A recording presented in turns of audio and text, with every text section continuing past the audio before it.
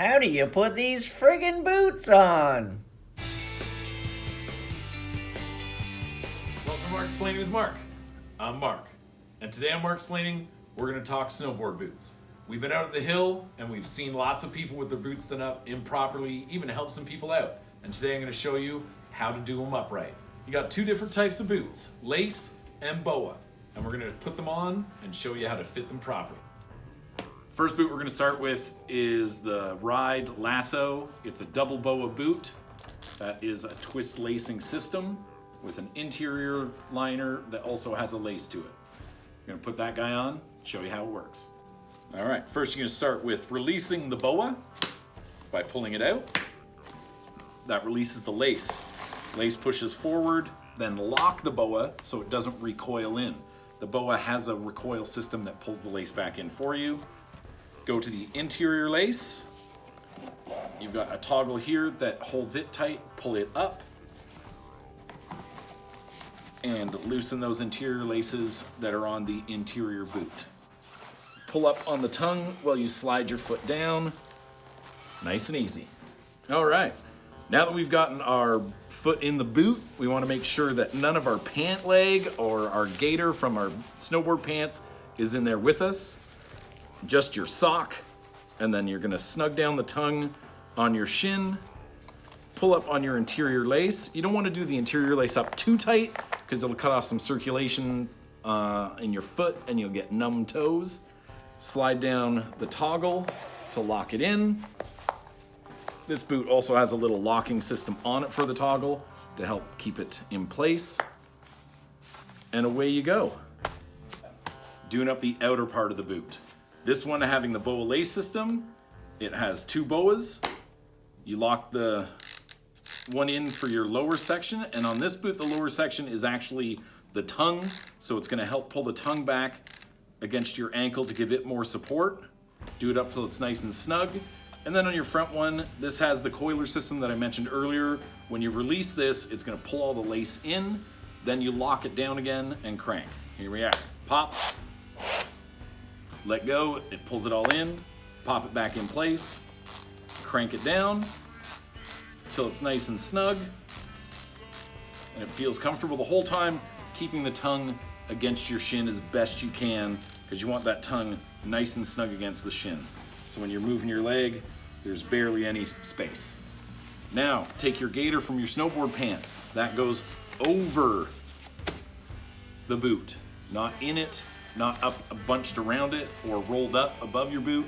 It goes over, then your pant leg goes over, and you're ready to hit the snow. So next, it's our lace boot. This one is the DC Mutiny. Great boot for park and ripping around, riding every terrain. You got lace now. Different way of doing it up. Interior is still the same, but we're gonna show you how to do a good lace job.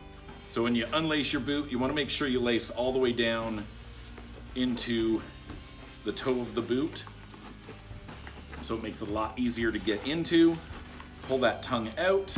Then you've got your interior lace again. DC has done a power strap at the top.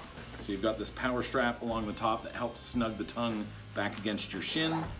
Same toggle on the interior lace for tightening.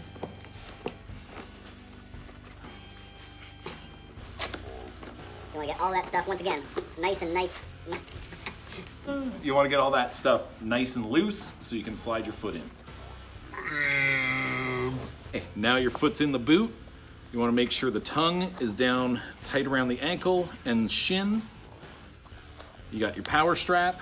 I always like to do it up first because it'll hold the tongue in place while you do up the interior.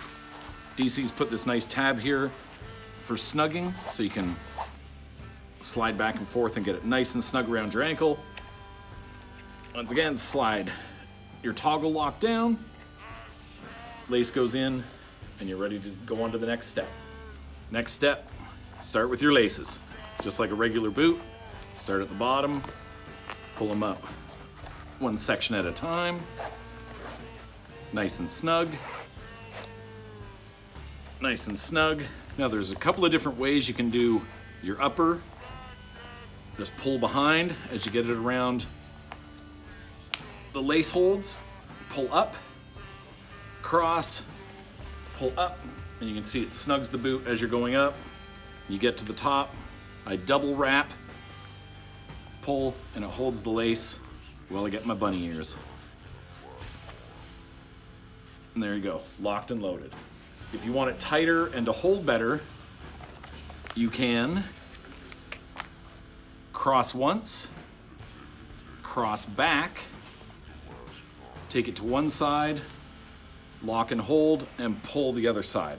Works like a little winch. Do the same all the way up, and it gives you a super tight, snug fit.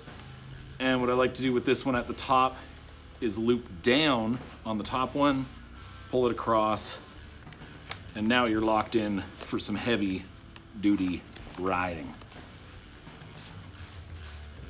So you got boa and lace, and you will see a bit of a price difference between the two. Lace usually being a bit cheaper at the same level or same type of boot. A lot of companies do the same boot in boa and in lace, and you'll see about a $40 to $50 difference in that. Now let's take a look at the boots we have. We've got the DC Control. It is your legit double boa. One boa on the side tightens your bottom, boa on the tongue tightens the top. The DC Mutiny, great lace boot, good for park, a little bit softer. Our Ride Triad. This one has a neat little interior lace, speed lace that pulls the tongue tight up against the interior boot. Nice and comfortable, great park boot, great all-around riding boot. A little bit stiffer than the Mutiny. The Lasso, the other boot we tried on from Ride. It is the double boa, but that one boa is for the tongue, not for the lower. The upper does the whole system. Very comfortable boot, nice and light, good fit.